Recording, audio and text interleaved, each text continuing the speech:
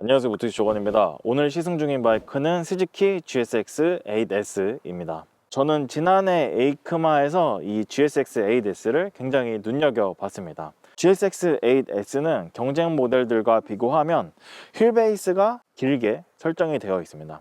바이크의 자세가 굉장히 낮습니다. 이렇게 낮고 긴 차체, 긴 휠베이스를 가져가게 되면 어떤 민첩함보다는 안정적인 어떤 트랙션이나 움직임을 만들어내는 특성으로 가는데, 스즈키는 날렵함 그리고 어떤 스트리트 파이터적인 면을 강조하고 있었기 때문에 개인적으로 이것을 어떻게 세팅했을까 매우 궁금했습니다. 또 궁금했던 이유가 있는데, 바로 스즈키가 개발한 새로운 엔진 때문이었습니다. 스즈키가 개발한 이 776cc DOHC 병렬 2기통 엔진은 세계 모터사이클 최초로 듀얼 밸런서를 채택하고 있습니다.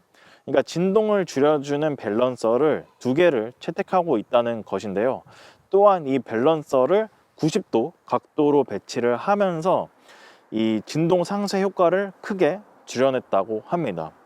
그런데 이게 사실상 말로 표현하는 것과 직접 느끼는 것과의 차이가 굉장히 크기 때문에 이것이 라이딩을 할 때 어떤 느낌으로 다가올까 매우 궁금했는데, 실제로 느껴보니까 정말 진동을 많이 상쇄했다는 것을 느낄 수 있었습니다.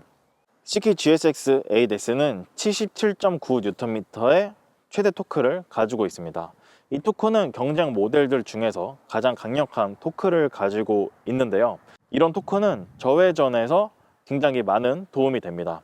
일단 스즈키는 이 어시스트 클러치를 가지고 있어서 출발할 때 굉장히 이 클러치를 붙이면서 출발하는 과정이 굉장히 쉽고, 저회전 토크가 좋아서 그 출발할 때 느낌이나 어떤 그 컨트롤이 조금 더 쉽습니다. 또 4000rpm 이하까지는 어느 정도의 고동감을 느낄 수 있습니다. 한 6000rpm까지는 엔진의 부등부등 거리는 소리도 잘 들리고 엔진이 움직이는 느낌도 잘 느낄 수가 있는데요. 사실 이 병렬 트윈 엔진들, 특히나 이 크랭크를 270도를 틀어서 V-트윈의 어떤 필링이나 어떤 트랙션을 만들려고 한 엔진들의 특징을 보면은 고회전으로 올라갈수록 그런 불쾌한 진동들이 올라오게 되는 특징이 있는데, 이 8S의 이 새로운 엔진 같은 경우에는 그 진동을 정말 거의 모두 다 줄여냈습니다. 그래서 엔진의 고동감도 거의 느끼지 못할 만큼 그 진동을 크게 줄여주고 있고요. 또 핸들바나 시트로 올라오는 그런 잔 진동들도 굉장히 잘 억제하고 있습니다. 물론 그런 시트나 핸들바로 이 진동을 느껴보고자 한다고 하면은 당연히 그 진동을 느낄 수 있지만, 병렬 트윈 엔진들을 사용한 다른 엔진들이나 바이크에 비하면 정말 진동을 크게 줄여냈다는 것을 느낄 수 있고요. 오늘 200km 이상 장거리 지금 주행을 해봤는데, 장거리 주행을 해서 또 고회전으로 엔진을 돌리면서 주행을 했을 때도 피로함이나 있던 손이나 어떤 발, 이런 엉덩이로 전해지는 피로가 굉장히 적다는 것을 느낄 수 있었습니다. 그래서 스즈키가 이야기하고 강조했던 그 듀얼 밸런서는 굉장히 잘 설계되었다고 느꼈고, 800D도 굉장히 기대하게 되는, 오히려 800D 같은 경우에는 장거리 투어링을 조금 더 강조하고 있는 컨셉트이다 보니까 그 800D의 엔진 필링도 더 궁금하게 되었고요.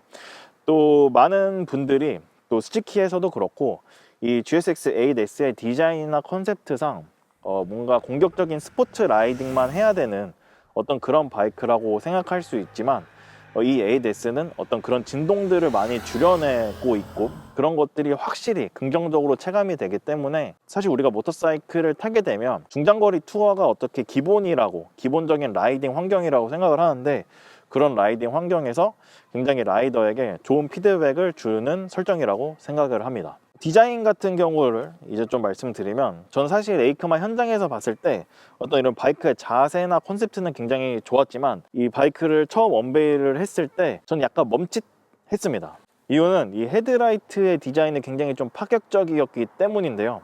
그런데 그 에이크마 현장에서 단상에 올라가 있는 모습이나 어떤 조명을 예쁘게 받았을 때의 모습보다 지금 그냥 길거리에서 보고 세워놨을 때의 느낌이 더 자연스럽고 예뻐 보입니다. 일단 이 헤드라이트 유닛이 굉장히 컴팩트합니다. S1000에서 봤던 것과 마찬가지로 굉장히 컴팩트하게 되어 있는데요. 그렇기 때문에 이 디자인을 헤드라이트를 뭔가 확대해서 가까이 헤드라이트만 집중해서 보면은 여전히 호불호가 갈릴 수 있는 디자인이라고 생각을 하지만, 바이크의 전체적인 밸런스, 그리고 이 바이크가 길거리에 서 있는 모습을 멀리서 바라봤을 때는 바이크의 전체적인 디자인에 녹아들면서 컴팩트하고 세련돼 보이는 느낌으로 다가왔습니다. 그리고 이런 슈라우드의 디자인도 굉장히 날렵하고 공격적이라고 느꼈습니다.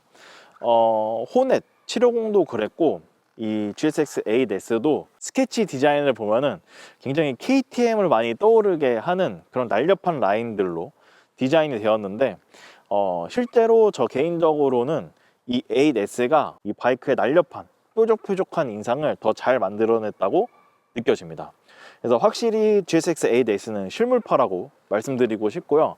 그렇기 때문에 8S의 디자인이 약간 조금 마음에 안 든다 라고 하는 분들도 아마도 제 생각에는 실제로 보면은 그래도 사진이나 그런 것보단 낫네라고 생각하실 것 같습니다. 또 GSX-8S에서 마음에 드는 건 프레임입니다. 이 프레임을 보게 되면 이 아랫부분이 이 안쪽에는 그냥 파이프 프레임이 있고 커버를 덧대는 것처럼 보일 수 있는데, 이 형상 자체가 이렇게 프레임으로 설계를 해 둔 거거든요. 파이프 프레임보다는 훨씬 더 나은 강성을 가지고 있다고 느껴졌습니다.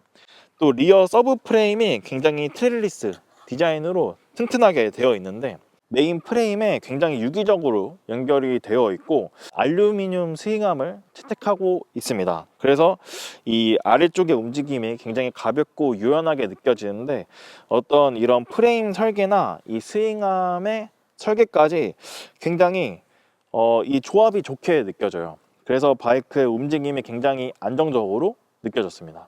아까 초반에 말씀드렸듯이 이 GSX-8S는 휠 베이스가 길게 되어 있습니다.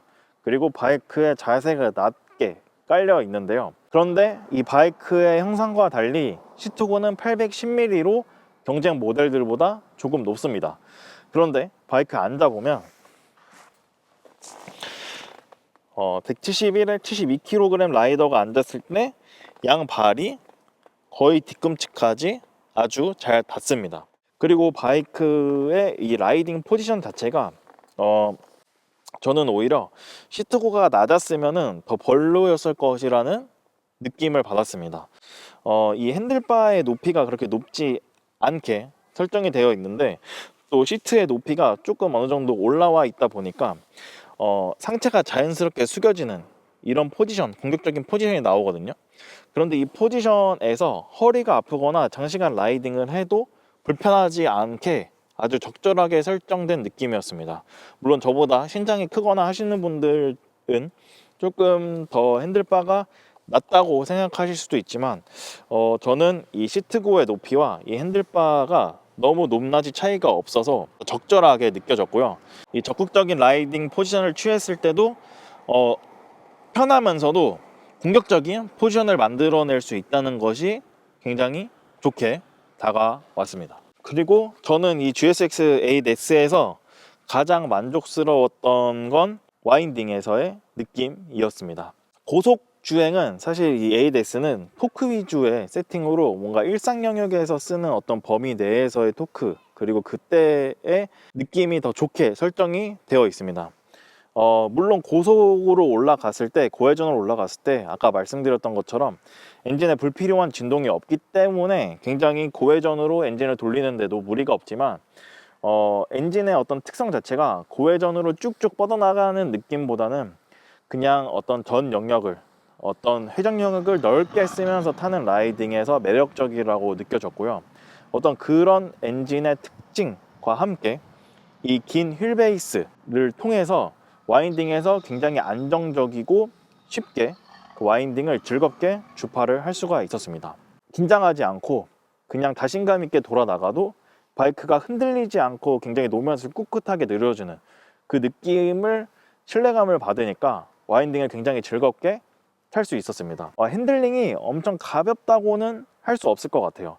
하지만 핸들링이 굉장히 직관적이고 라이더가 입력한 대로 딱 움직여주고 신뢰성이 있기 때문에 와인딩을 더 편하게 탈 수 있었던 것 같습니다.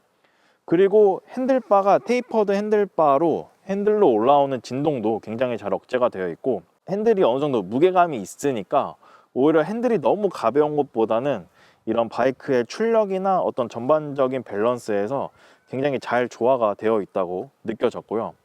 또 브레이크의 성능도 굉장히 만족스러웠습니다. 이 8S로 굉장히 공격적인 주행을 하면서도 브레이크의 아쉬움은 느낄 수 없었고요.